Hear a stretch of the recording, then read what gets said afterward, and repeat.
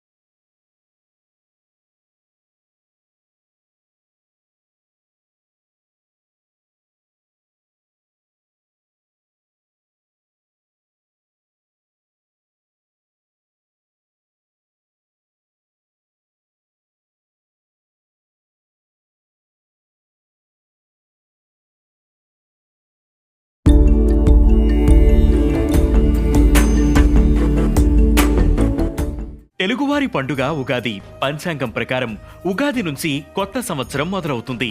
మొత్తం 60 తెలుగు సంవత్సరాలు ఉంటాయి. 60 పూర్తయిన తర్వాత మళ్లీ మొదటి నుంచి సంవత్సరం ప్రారంభమవుతుంది.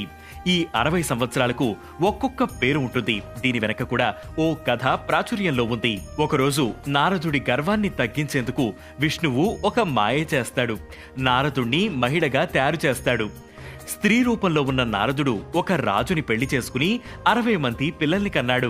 అయితే ఆ 60 మంది ఒక యుద్ధంలో చనిపోతారు.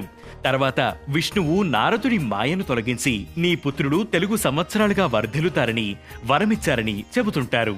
అలా నారదుడి 60 మంది పిల్లల పేర్లు తెలుగు సంవత్సరాలుగా మనం పిలుచుకుంటున్నాం. ఒక్కో పేరుకు ఒక్కో అర్థం కూడా ఉంటుంది.